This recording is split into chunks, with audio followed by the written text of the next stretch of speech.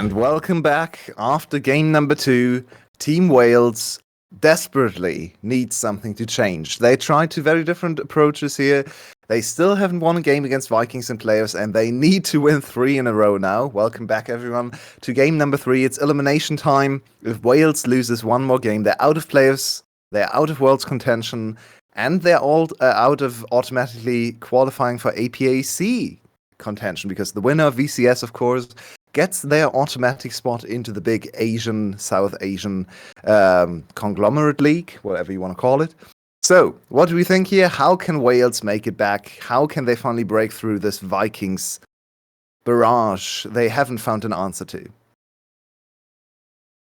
Okay, I'm gonna pick up right where I left before the break. There are actually champions that Dove can play independently. I'm gonna add to the list the Ari and the Azir. Those are great champions.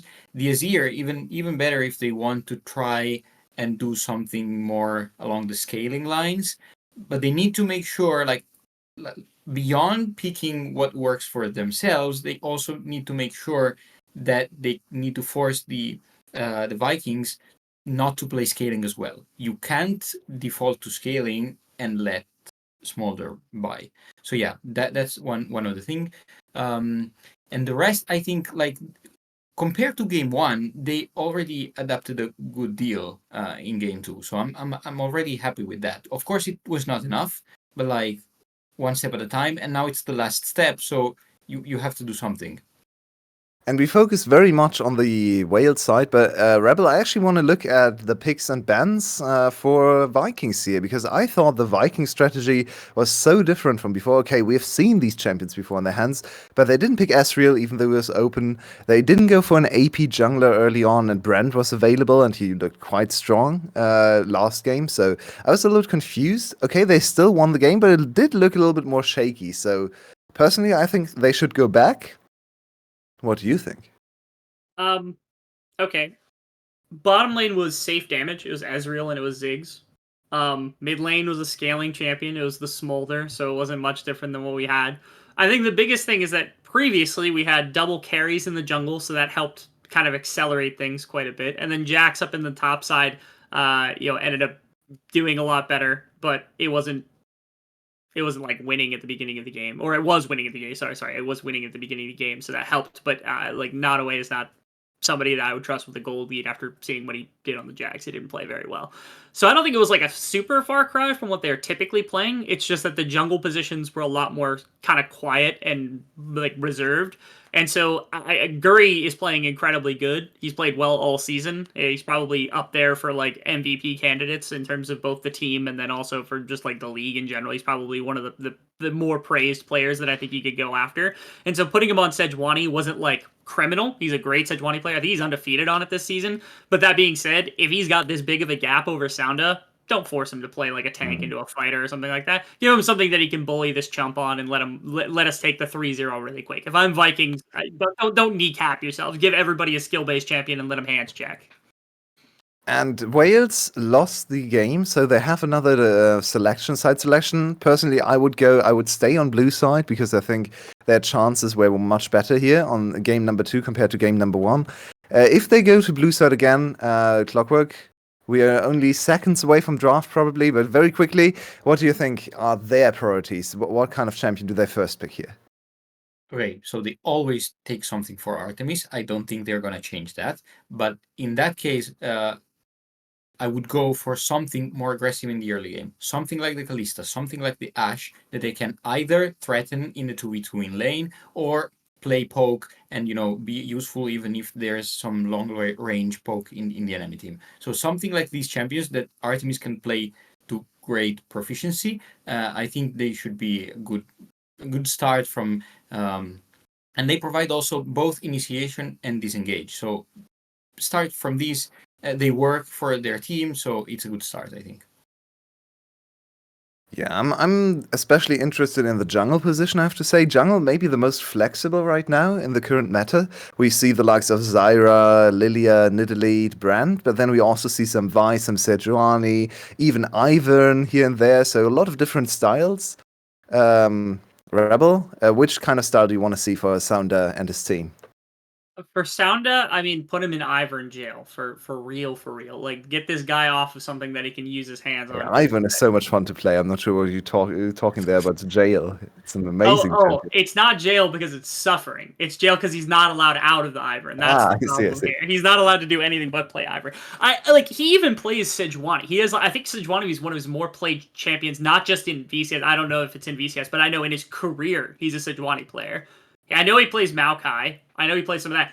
Give him something like that he have a lot more team fighting impact and doesn't have to have a bunch of like really crazy agency. That way he doesn't have to play like crazy. The other thing is they're putting a lot of focus into Dove doing a bunch of damage. Give it to Hosmet. Again, we talk about Vayne top lane. That's the concept, right? If the concept is Vayne top lane and being a primary carry. So let's see if they're doing it. There we are. That's the draft, and Team Wales did indeed stay on blue side. They're banning away the bread and butter champions there, especially the Zyra and Leona. And on the other side, we once again start with the same bans for the side of Vikings. Ooh! They subbed out their support. Oh, they did indeed. They subbed out Hugh? After that game? Yeah, that's criminal. That is criminal. You're not serious, bro. Pretty huge disappointment there. Dude, if Team Wales has no haters, I'm dead, bro. What? Okay, no, actually, my theory is that Hugh kicked himself. It's like, I cannot do anything more than that for you, so I'm gonna leave. Yeah, it was one of those. Oh! Yes! Let's go! We get another Shyvana game. This time it's not Levi, it's of course one of his most played champions. Yeah.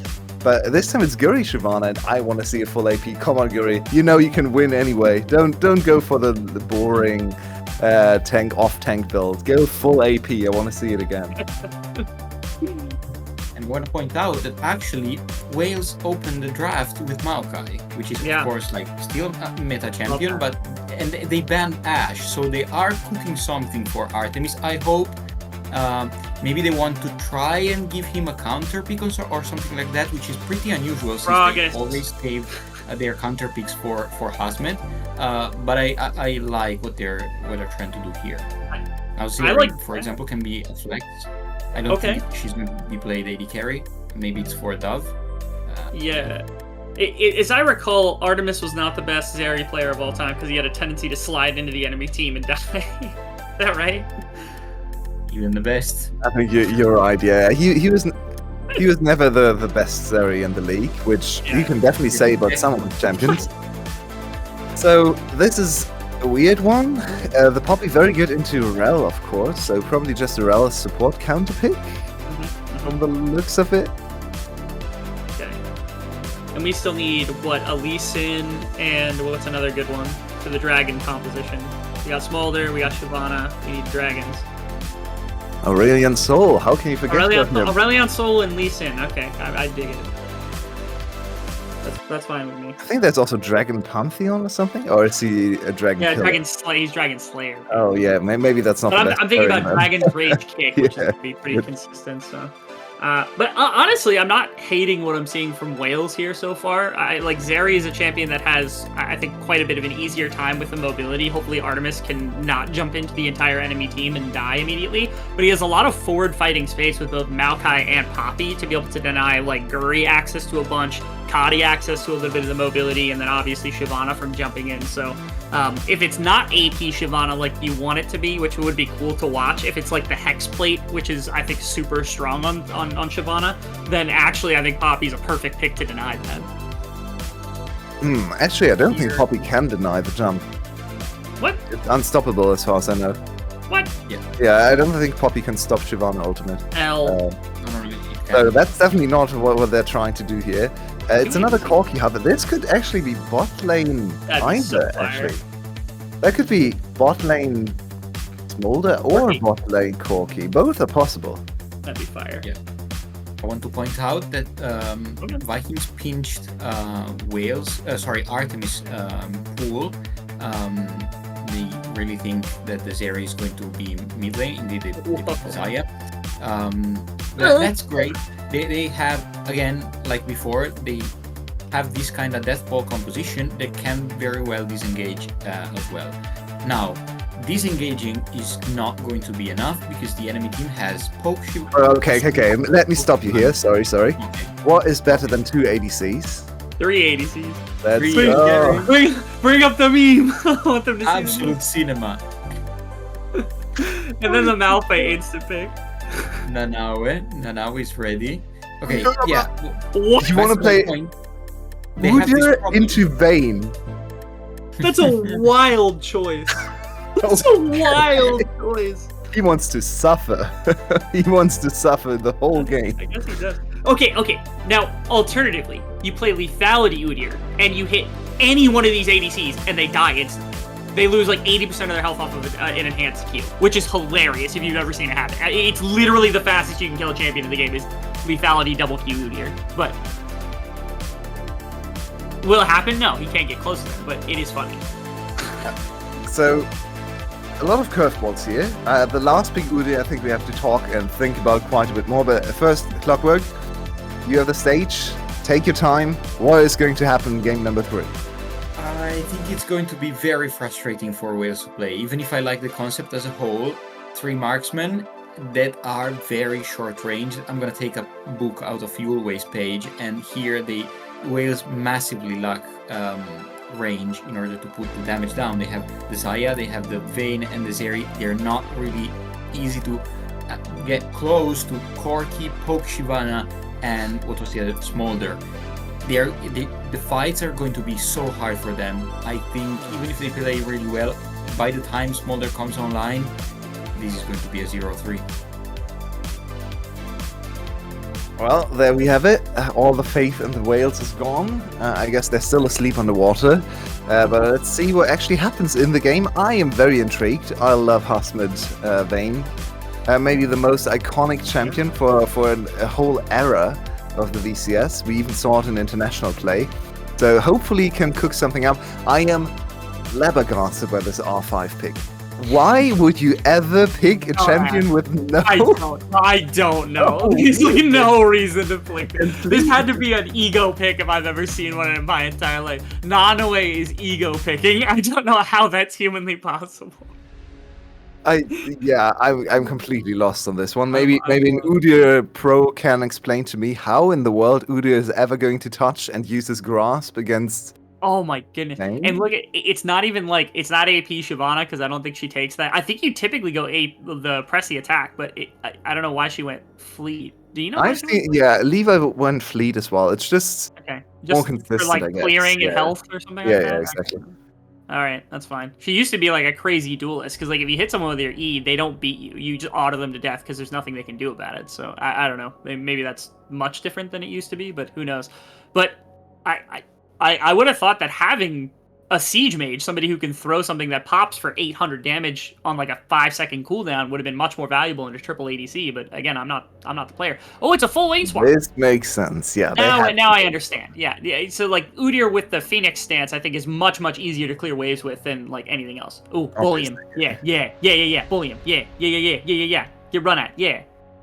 Oh, yeah. Okay. Flash. Second one in the nice game. dodge from Hasmid. And he gets Nice. a kill. Okay, that's a good start. I was moving here, but I didn't think there was actually going to be anything that popped out here. Now B's even going to get run at here if you're not careful. Dove and Kata, you've been trading blows since the beginning of the laning phase as well, but Hasmed on the lane swap getting a kill is massive. Yeah, this kill actually is going to bring him very close to level 2, which makes the dive into the Vayne, who still has a flash, very, very hard to do. Also, the enemy jungler literally died, so he's very far away from the top lane. Great start. On the other side, though, this dive looks a bit sketchy. I mean, they get 1-for-1, which isn't ideal, but it is another kill for Artemis. A lot of minions that are going to be dead, especially if Artemis gets the pull and the feathers end up getting a fair amount of this. Nanaue already back. That's how fast. We're like less than 2 minutes into the game. I forgot that you could just come back lane immediately. The next E is gonna hurt, but it's a long cooldown this early in the game, so yeah, it's not gonna come out. Nanaue, he gets experience, he gets some minions. He's probably actually ahead in gold now compared to Hasmid. This one stutter step from Hasmid to dodge, I think, the Rel engage was really beautiful, showing his prowess on this champion. Look at this. Yeah. That's some exquisite dodging. Top tier mechanics, beyond all things. Something I didn't actually pay attention to. This is a Poppy support. Yep. I guess I didn't put that together. He's got Halo Blades. Like, it's not the dumbest thing I've ever heard of in my life, but that is not a common that's reasoning Mickey for a X. That's hobby. Mickey X MSI style. He went with this all the time and he Yeah. terrorized people. So Yeah. it's definitely better when the lanes are not lane swap, because now he's looking at an aggressive rune choice and he's hitting towers. He's hitting a tower, so it's not great. Hey, What? Aren't the cooldown beads like criminally like underpowered when you buy them? Why does Shogun have 2 of them in his inventory right now? Are they like horribly gold inefficient? I don't actually know, but yeah, it does look a little weird. I guess he just wants as many Qs as possible. And no early tier is very confusing. This is the craziest game I think I've seen in a long time. I haven't watched a bunch of League, but this is making me cry. I don't understand. He doesn't have a tier, but he has 2 cooldown things, and his mana bar is suffering. So let's see how long he can keep it up. Once again, not a Doran's Ring start, which is a little surprising every time I see it, because it's so strong. It gives you so much sustained farming power. Yeah. And now let's have a look at this amazing matchup. The counter pick, Udyr, dealing with the Vayne. Crazy how that works. Nanoe he wants to farm and then he can't. Although honestly, Hosmer's not doing a great job at out farming him so far, so it's not been the best thing in the entire world. That's true. Yeah, he even gave the cannon. He gave him access to the cannon. Yeah. Yeah, I would have thought he was going to E him away from it. That's what I would have done, but then I probably died to the ensuing Shyvana gank afterwards. So the problem is also E costs like half your mana. It's so insanely mana intensive. Worth it just for the mental damage against a melee champion. I would have done too, but yeah, it's probably better not to. Okay, and that's very easy kill. I was gonna start talking, and then I'm like, he's just dead. What am I supposed to say? Poppy jumped in, hit him with 3 autos, and then he was gone. Halo Blade's crazy. Yeah. Poppy, I think Poppy W actually does disable the flap. Mm-hmm. Does it? I see. If I were to guess between that and Shyvana Ultimate, which one it would stop? Shyvana Ultimate would be my guess, but flap, because flap's like running, right? You're not actually like... Yeah, that's true. I'm not entirely sure, but yeah, Shyvana Ultimate definitely is unstoppable, so that is not the purpose of this Poppy. Mm-hmm. But yeah, this engage was super easy. There's nothing for him to do. Perfect E. Artemis just sets it up, and Shogun knows flashing doesn't even do anything for him here, so he just keeps the flash. You know what's funny? He held the E until after the W, which either means it either means it does stop it or he thinks it stops it, and those are basically the same thing, so it doesn't matter. Yeah, we need to study the game to see what is actually true. Because thinking about it doesn't really make sense. Why would it stop it? But then again, it does fly over walls, so maybe that's why it's coded like it could. If one of the viewers knows, let us know. Feel free to let us know. Exactly. Or look it up or something. I don't care. You can look smart on stream for a short amount of time, because we obviously, I don't pay enough attention to know, but maybe that's the reason Hubert came in as well. That's an ultimate from Guri, he's going to hit his empowered E, but Sealong is going to be able to get out. Has Sealong played a single game for them this split? Is this the first time he's going to be in the roster? Is he just pinch hitting the Poppy support? Yeah, Artemis is going to die anyway. That was mildly unbelievable. He stepped back in to put feathers down and just died as a result of it. Okay, Shogun's actually in a bit of a rough situation now. There's reinforcement coming in. Another ADC. His Dov's going to show up. And now Guri doesn't have the ultimate to get out, doesn't have the flash, so they probably just shouldn't chase him, but it is a 1-for-1. Well, in the end, Wales still looks pretty sharp here. They haven't given up, even after 2 games back-to-back, where they got the early lead and then lost in the end. A great start, good top side, good bot side. Just looks pretty promising so far.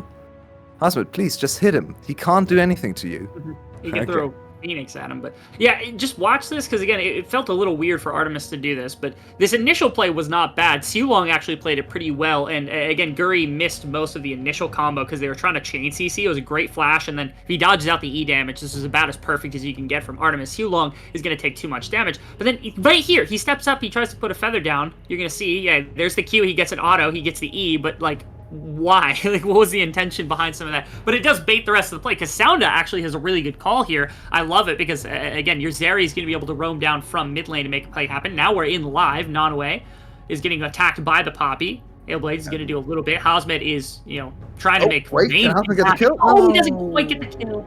Yeah, he's one auto short, something like that. Did he throw his E backwards?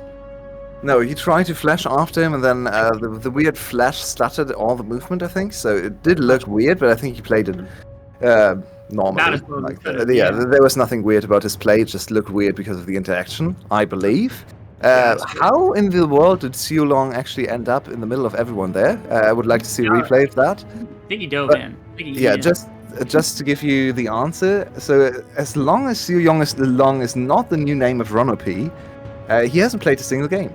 Because I can see 2 junglers on the bench, and a jungler, 2 mid laners, and a support player.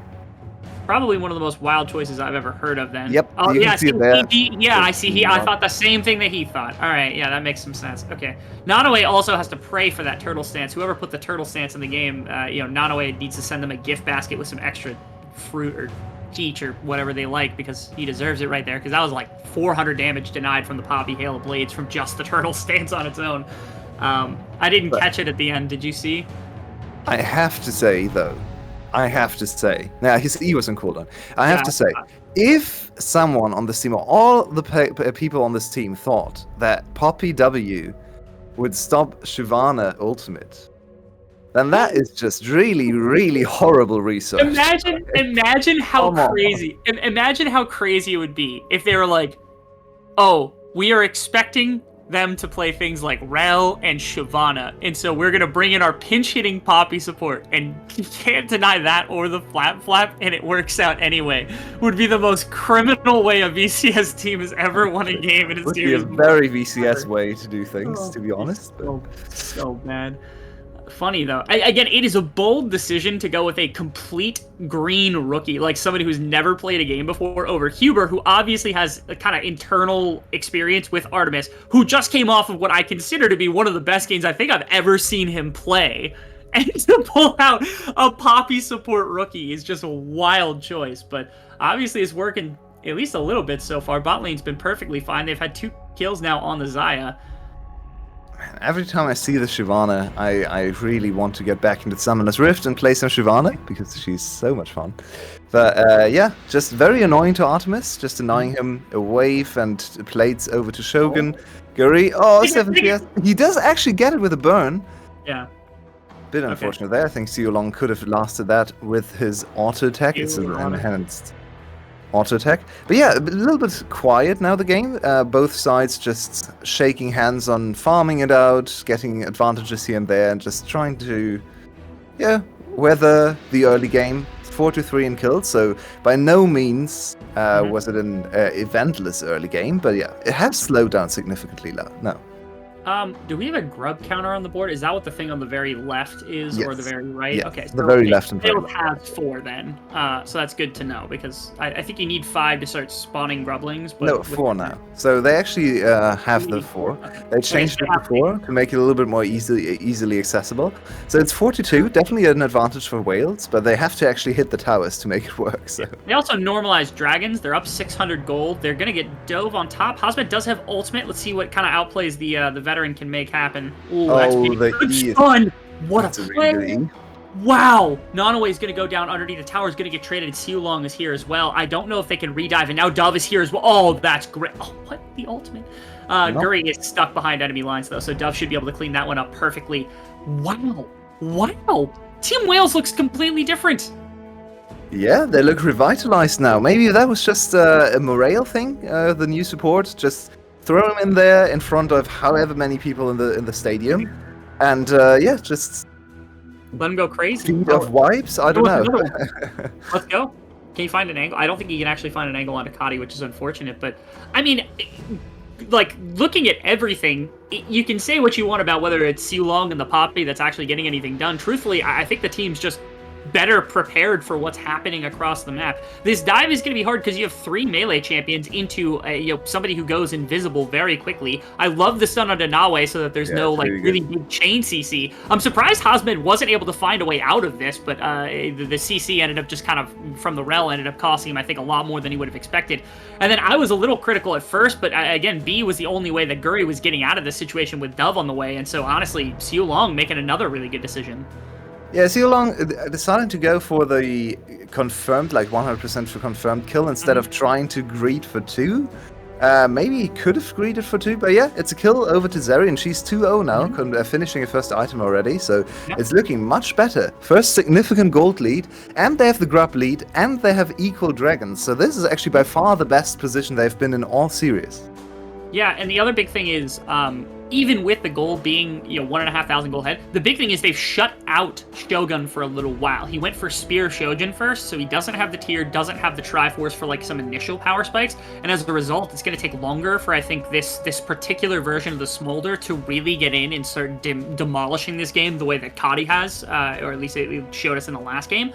So I think there's actually a better chance of them getting a fight that ends up looking good. Siwang, how the hell did he get behind Kadi right there? There are more reinforcements on the way, but again, Guri with no AP doesn't do that much damage. Now there's reinforcement from Artemis. Can he actually find something? Can't quite find B. Angle isn't there. Lots of health traded between the two, but ultimately, he's just going to end up silent. Yeah, the big one not hitting there is huge. Dove. Have to be careful.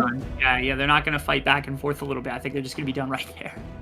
One thing these triple ADC compositions do is make itemization really, really easy, right? Look at Nana with he went for the highest armor items in the game, and he's probably sitting at like 200 armor at 14 minutes. So there's absolutely nothing any of the ADCs, apart from maybe Silver Bolts, can do to him.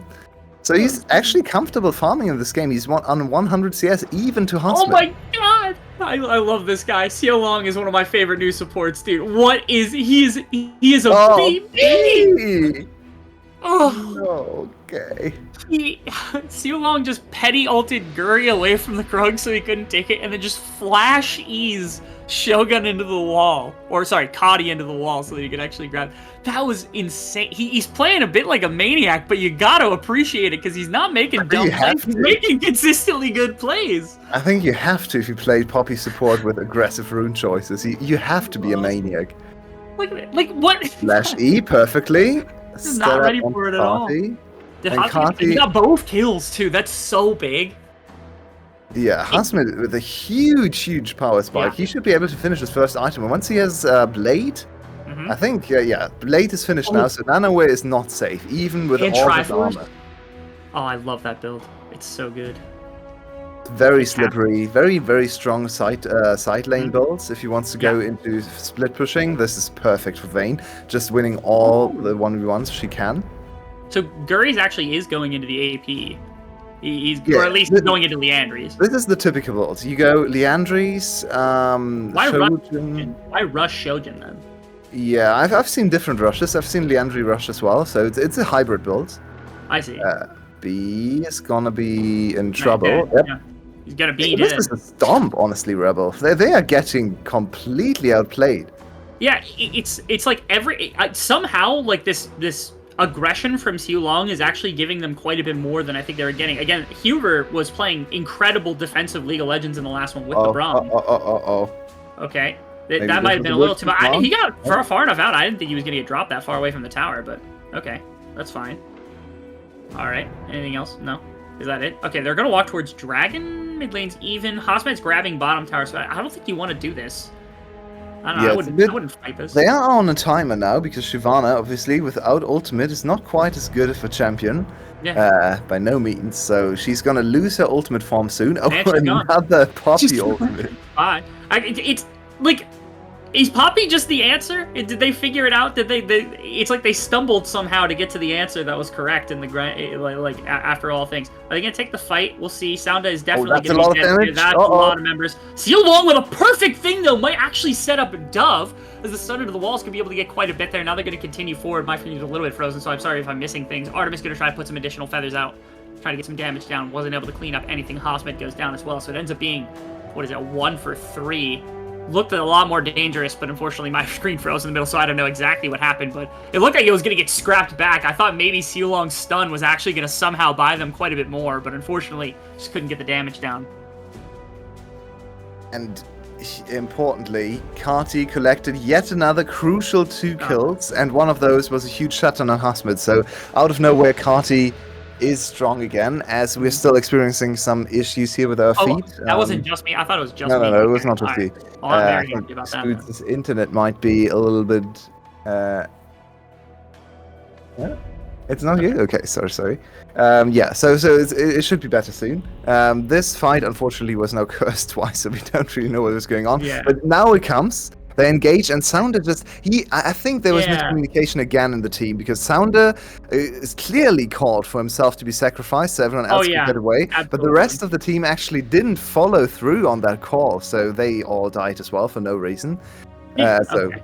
Yeah. I thought maybe I don't know. It was really hard. There's 3 marksmen that are able to collapse into this fight. It felt like if they all pushed forward, they might have gotten more kills, but the risk is that obviously you lose a couple of marksmen, you end up getting shutdowns over, and it ends up being quite bad. God, this guy he's goated. Legitimately goated. Where has he been? If nothing else, he's the most entertaining support we've had in a very long time. Very effective in this game, at least. Yeah. So let's see what they can do with this. They're still quite far ahead. They did collect the dragon, remember? So they are now on the dragon snowball path, and that 4-2 Vayne, yeah, she got shut down, but she also got another kill, so she's still very far ahead of the curve. She's almost on 2 items, so I think Team Wales is still in a very, very decent position to win this game. They just have to be wary of Akati getting stronger than they want him to be. 2 items completed already, so he's probably the main threat right now on the Viking side. There comes a time also where Guri's going to get terrifying. He's on 2 items, I think 3 items, especially if you go like Horizon focus. There could be an absolutely devastating E that just gets dropped onto all your marksmen, and then like the fight is effectively lost from that point. You have to be terrified. This right here might do enough. Okay, yeah. Wasn't that much because it was the Poppy, but again, if you drop that on a marksman, I'm terrified it's going to do like half their health bar or something like that. So the Shyvana is also something else to be terrified. This guy, he's something else, man. I swear. Here comes Artemis on the flank. Man, I'm scared of Carty. Carty's damage looks crazy high right now. All the pops. This is what we expected when we saw this final this counter pick. This is exactly how this matchup is supposed to go. There's not much an Udyr can do to not die to a Vayne. So this side lane matchup can't keep on happening. They have to send Corki there. Because, Corki can at least clear the waves and probably just get away with Valkyrie. But yeah, Nanoway is just gonna die. This was in full vision too. Husband just literally just stood right next to him. He was backing, and Nanoway was poking his nose where it shouldn't have been. And unfortunately, that's just gonna cost him his life. He was trying to get away with another turtle stance save, but he didn't have the double turtle stance, so... Nice try, buddy. Yeah, I'm not sure where he can go from here, because Hasmut is not going to get easier to defend against. No, he's going to get worse. Much He has Trinity now, so he has sticking power too. This is just a horrible game to play, and you put yourself in this position, Nanoway. I mean, I would be compassionate, because I think that's one of the worst things that can happen to you, playing a melee without any sort of dash into Vayne, but he chose this matchup. Yeah, he chose this line. He saw a Xayah, a Zeri, and a Vayne, and went, yeah, I could play Udyr into this. Okay, 1v2 time, maybe? Great stun. Oh, actually decent invisibility, but unfortunately... Oh, is he out? Does he live? He's not going to be far enough. He gets out. Crazy. Ozma's wild, man. That was a bit of a rough one. He took a lot of the health bar of Guri as well. It was just... double CC on top of the damage that's dealt by the Shyvana was just too much. But again, was able to escape. The Flash, I wouldn't say it's the most valuable tool in the Vayne's kit, so it's not too big of a trade away as long as they can actually get somewhere on the map and do something with it. They're going to try to push out top and mid, I suppose.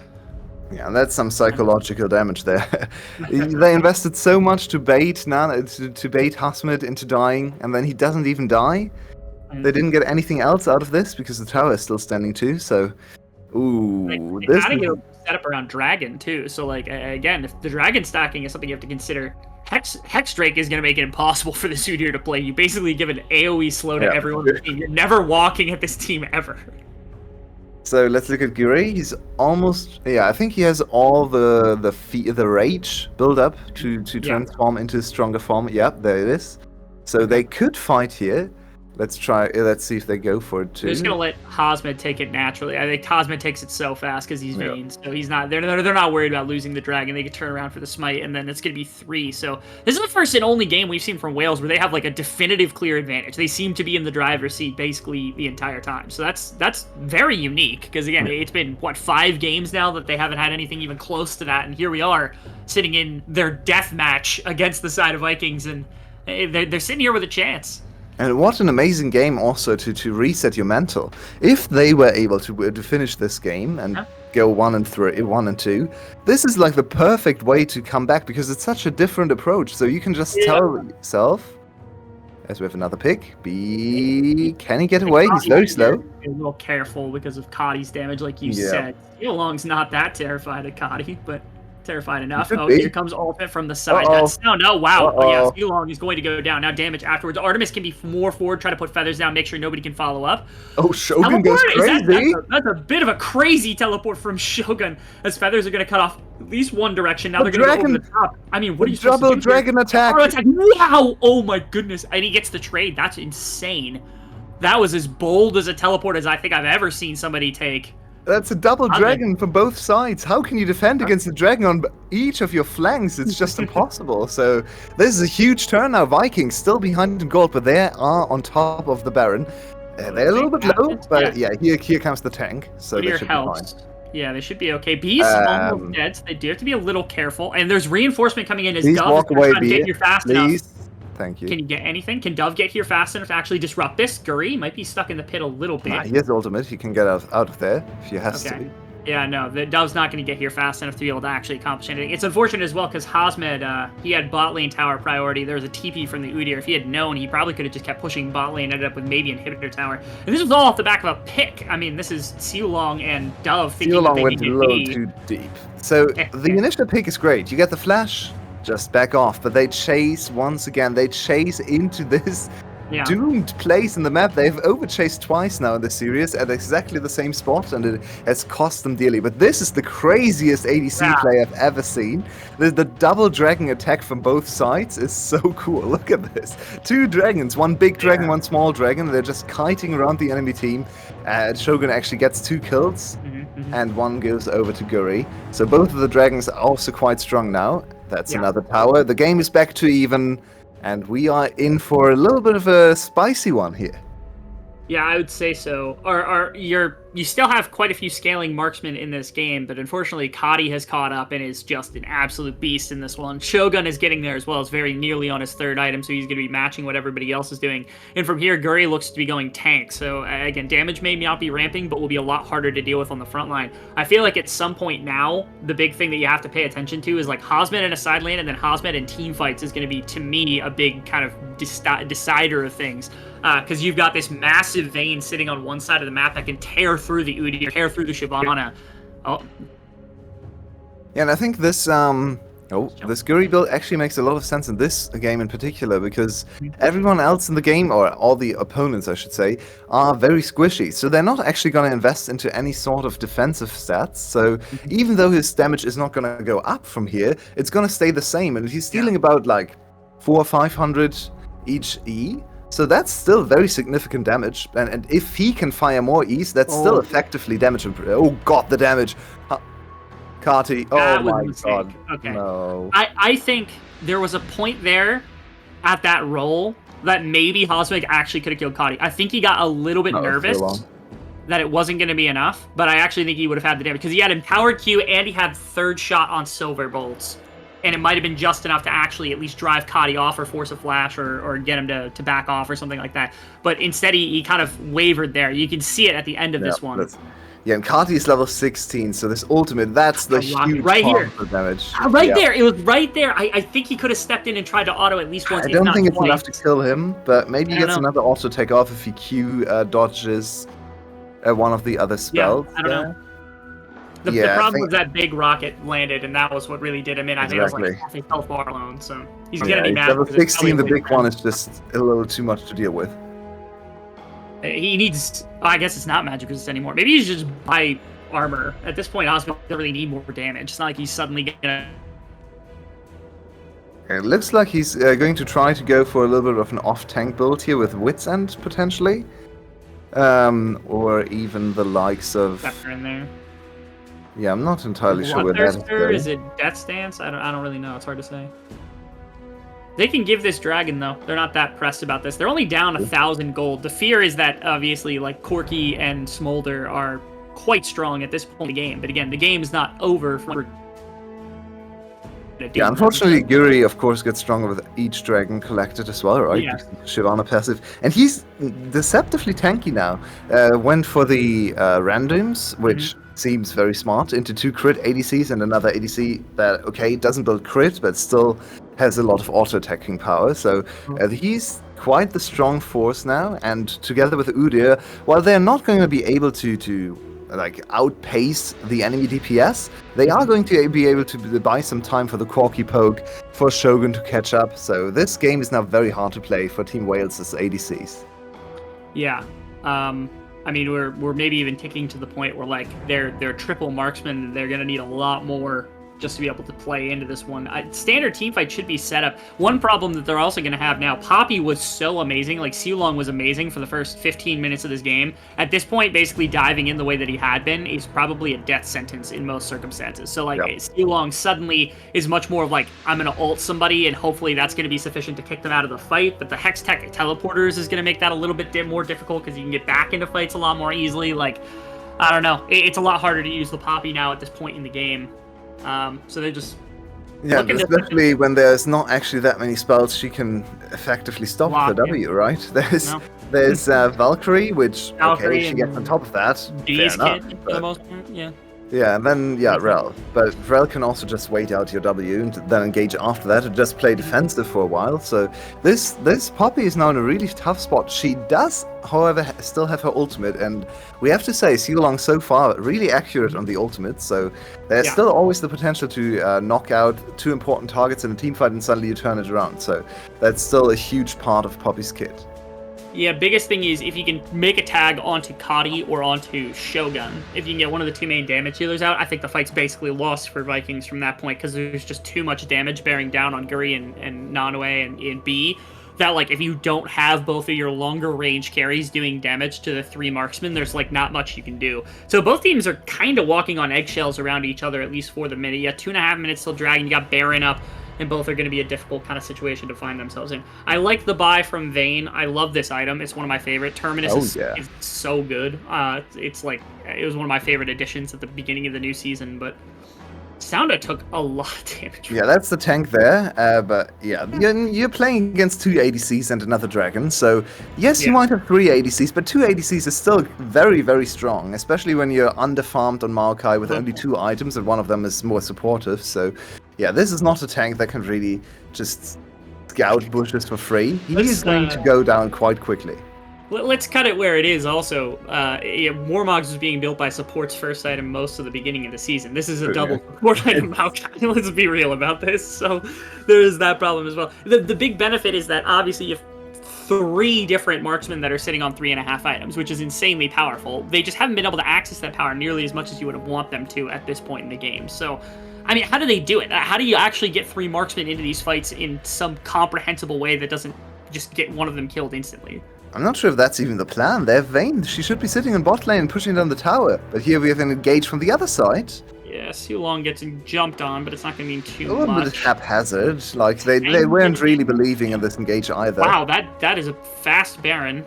It's already down half health, and they're not even close to the pick quite yet. That's a bit difficult to kind of follow up on. They're just baiting. They look towards elsewhere. Sounda's going to try to get something. Duff has not popped ultimate yet, so you have to pay attention for that as well. Sounda's going to be able to get out the backside of the fight, but now it's the rockets that you have to be terrified about. Artemis is going to be able to deliver some feathers into the bit of the back line. That's going to be big. That's 1 member down, but everybody fell from the side of Wales. They got split into a circle, and somehow everybody fell like a domino. And at the end of it all, Sounda, their one true tank, is the only one that lives through everything because he needed to heal up, and nobody...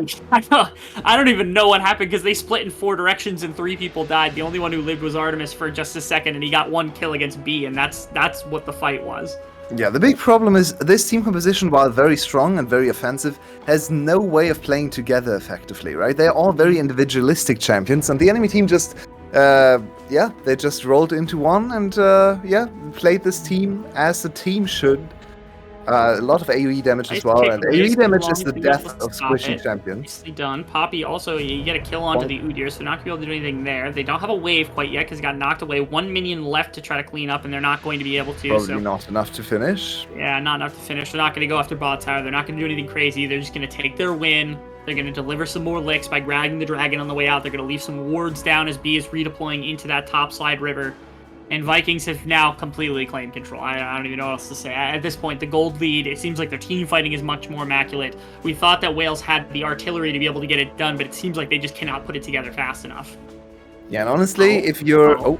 B. Okay, B is going to die. Now Dove and Artemis need to accomplish something. I think Dove still has his ultimate. I want to see him pop it so he can actually get some damage down, but he hasn't been able to. Shogun is insanely strong, though. In the last team, we saw glimpses of that as well. He was just firing off missile after missile and just cutting through everyone there. And he just stood up to 280 carries on 3 items, 4 items even, and they knew they would lose if they stepped closer to him. So yeah, Shogun is maybe even 2 ADCs, or counts for 2 ADCs on the other side. So we have Kati and Shogun both on insanely high amounts of items. So do it now. It's probably 4 ADCs against 3 here. 3 marksmen, 2 tanks. Front the Baron, force this fight before B has a chance to go in. Too long, decent afterwards. That's really concerning here, as they're going to try to get something it's a huge collapse out of the fight, and Nanaue is going to be able to help clear 1 as Shogun's just able to deliver shot after shot after shot. Artemis is going to walk right into B, so that's going to be another one. Dove is trying to do some damage on the other side of the fight. He still has ultimate! I'm gonna kill him. I don't know what else to say. Artemis Shogun is trying to chase him down. There's one more auto attack. Oh, B has to be sacrificed because Shogun wasn't quite fast enough. Everybody's dead. There's nothing to be said. But this game just turned into yet another slaughter, and this is actually now gone in 35 minutes, less than the last game, even though it looked so much in Team Wales' advantage. But in the end, what can you really say then? The other team is just better. They beat you in every conceivable way possible. They beat you on your champions, they beat you on their champions. Now they beat you from behind, they beat you from ahead. Like, they beat you with bad champions. There's really nothing more. This is one of the most comprehensive beatings we have seen. 6 games, 6 wins, 6-0 for Vikings, and they will make Worlds. Vikings, the second team from Vietnam to make Worlds, and they're going to fight for the trophy tomorrow against GAM. The rematch we all expected to see. Yeah. And since Vikings have entered, their team has gotten progressively better in the VCS. I think that their foundation has built up, their coaching staff has built up. It would be really hard to leave them out of APAC. Is that what it is? Something going on? APAC, I think. Yeah. APAC, yeah. It would be really hard to leave them out, and I think this is the part of it that, like, this will cement it if it hasn't already been cemented so far, because this team is here to stay. They've got an amazing roster. They've got a lot of very good things, and now they're going to get a chance to go to Worlds. They're going to get a chance to challenge GAM for the #1 seed. They're looking great right now. They're looking on form right now. Yeah, let's bring back our resident PhD. Let's see what it stands for this time around. As Clockwork, join us on the desk. What did you think of this immaculate running it down performance from Team Wales? Running it. Okay, I appreciate that they brought a real PhD on the roster, because Sulong was a psychopath and highly deranged. That was a stunning early game, and it was exactly, surprisingly, after the performance of Hugh, which has a standout game before, it wasn't what Wales needed. What they needed was someone like Sulong that just went in and gave them some direction. Everyone followed after him, and all the plays that Sulong initiated worked in a way for Wales. Then at some point, of course, Wales didn't have enough fuel in the tank, but I want to highlight that there was one fight around minute 20, I think, the one where Shogun flanked. Because Shogun, for the first 2 games, has played pretty passive roles, on the Ezreal, on the Ziggs, just shooting from afar, and that was sort of his role more or less in the game with the Smolder here. But when he noticed that his team was in a pinch, he clutched it with a really solid play. It was risky, but it high risk, high reward, because eventually it turned the game around right there, and it won everything. So it's impressive that Vikings, even when nothing is going on in their favor, they have players with the clutch factor that can turn it around. That was impressive.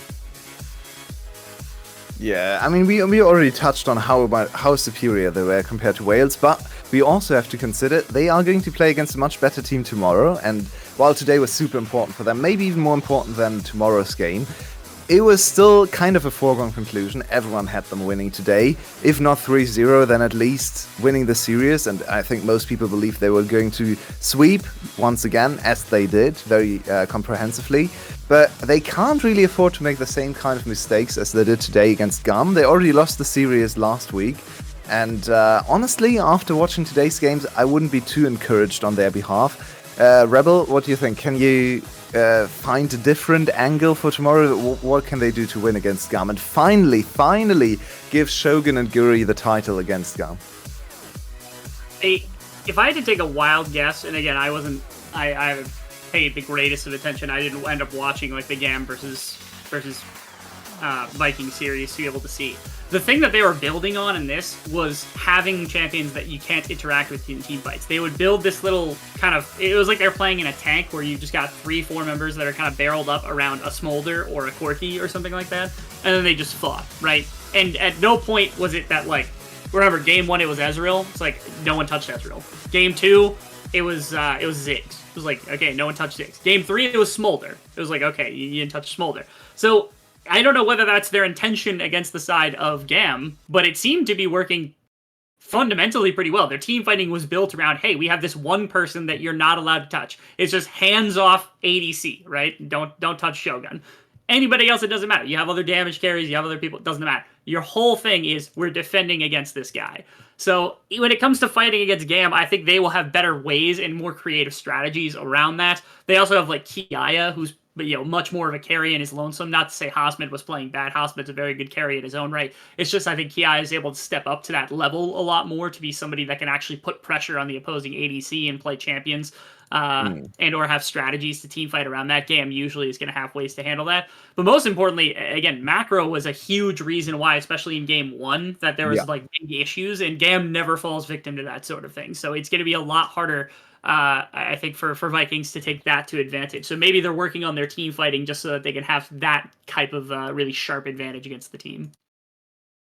Okay, that's an interesting take. Clockwork, I think most of the things Rebel just said I agree with. The only thing I would maybe slightly disagree on is the very last point, because I think that macro kind of style is actually the only way they can win against GAM, because what they did in game 1 was super impressive. Now, after the last 2 games, maybe you can't remember how impressive the first game was, but it really didn't look like a VCS game. They played almost a perfect 5 to 25 minutes and didn't let Wales have anything. And I think we actually saw some of those aspects, some glimpses of that in the first GAM series, and they did win 2 games, so I think maybe that's the only approach they can take. Of course, GAM is going to react much faster, they're going to react much better, and I agree, of course, Rebel, they're not going to be able to get all the same advantages, but I still think maybe that's a way to play. Hanke has tried to establish this kind of style in the VCS for some years now, so it would be great to see him beat his own old team with this macro approach.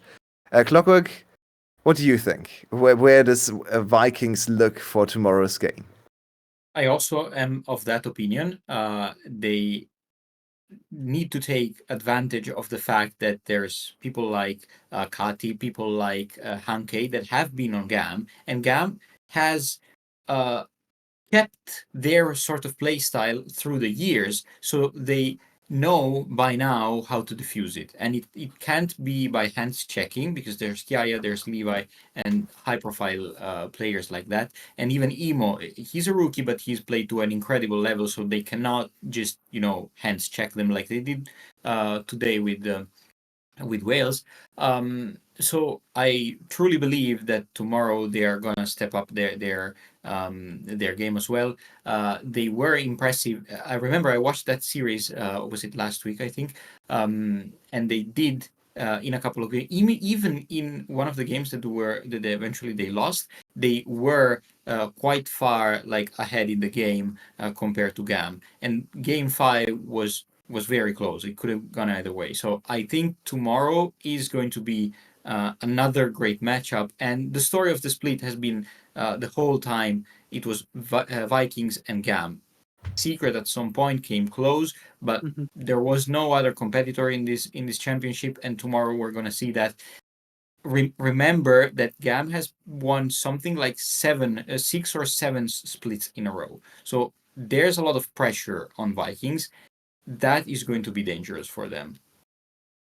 Yeah, the last split they've lost, I believe, was the winter split, right? Did they lose after that? I think they won every single split following the winter split. So that's Same. 2022, Mickey Mouse split 2023. doesn't count.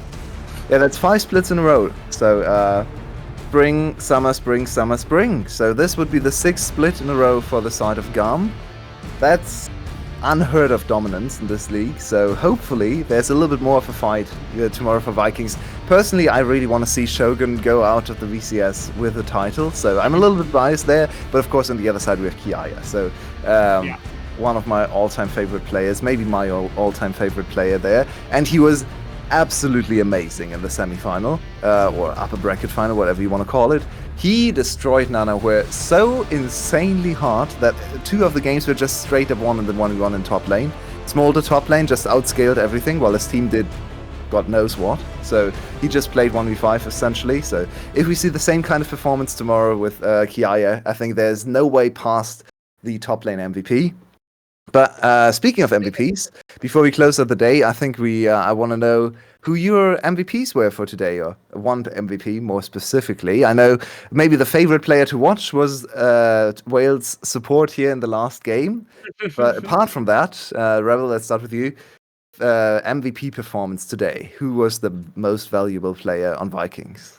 I mean, it felt to me the entire day like their game plan was built around Shogun. Like everything they did compositionally, everything they did rotated around Shogun being just an absolute MVP at bot lane. And so I don't think anyone played particularly poorly. Nanaue had a couple rough moments. Guri played really well. Kadi played amazing. B played pretty good League of Legends. But honestly, like the reason I'm giving it to Shogun is because if you have a different marksman in this roster, somebody a little bit lesser than Shogun, I don't think they can play the same strategy. I think they have to play a different game. It's because of his dominance and his level of play that they're able to do what they did today. And as a result, I can't give it to anybody else.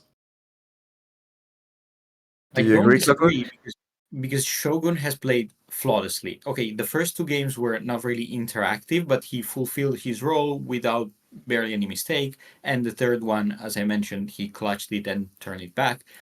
So he played really well. However, I'm going to give my vote to Guri because through the whole series, he was the one orchestrating all the map movements, all the reactions, and all the actions over the map. He was always where he needed. He was always setting up whatever carry needed his attention. And I think this is like, there's every year in the VCS there comes a jungler star that was like Killer Queen. There was Xiyang in recent years, and I think Guri is on the podium to claim that role for this year. Impressive performance. Yeah, I definitely like that opinion as well, because Guri, honestly, throughout all the games I've seen, he has been such a staple for his team, and he had big shoes to fill after BJ stepped down from Saga Buffalo. They acquired Guri, and ever since he came into the team, he looked amazing, especially on these carry AP junglers. And he has gotten better and better on the other style of jungler, like the Sejuani today as well. So he is really ready now to challenge the big jungle master Levi himself tomorrow. Hopefully he can find another champion, because last time his Zyra was denied over and over and over again. So let's see if he can do what BJ was never able to do and overcome his arch nemesis Levi. But yeah, with that, I think we've reached the end. I want to give each of you one more little shout out, one little goodbye for the day, and also maybe the players. Let's go to you first, Rebel. I'm so glad you made it back today, and I'm still sorry for the time because it is so insanely early for you, but you are the MVP for always making it on here at 3 a.m. So thank you very much. It's back to 6 now, so it's not actually that bad of a time period to show up for. But the ECS has always been exciting. Tomorrow's finals is the last one we're ever going to have, at least for the foreseeable ever, in theory, because the league's getting collapsed into another one. And it's been incredible to be able to cover games like this for the last, I don't know how many years I've been here. Too long. I'm too tired to actually figure that out. I finally get to rest. But tomorrow's going to be really exciting. I think Vikings and GAM That's about as good of a series as you could ever want to go out on. So I hope a lot of people come out tomorrow to be able to watch that one. And Clockwork, I see you already prepared a little accessory there. So, with no further ado, take it away. Indeed, like I wasn't part of the original initiative. I was like a stray cat that was picked up along the way. I think we started like in 2020 or 2021, and I just kept coming because it was fun and everyone was fun. And I hope that we made it fun for you as well. It's been on and off in the recent years and splits, but I hope that we managed to bring the good in the league and some great fun to you. And I hope that as VCS continues in the APAC league, you will also remember the fun times that we've had together. So yeah, just don't forget us. We'll be around. Well, with that, we'll have one more day tomorrow. Don't miss the big finals. Thank you so much, Rebel and Clockwork, being with me today. And of course, the biggest thanks of all to Spoots, our amazing producer. So see you tomorrow. Sleep well, and we will have the grand finals deciding the place in the APAC next year in just about 21 hours. So don't miss it.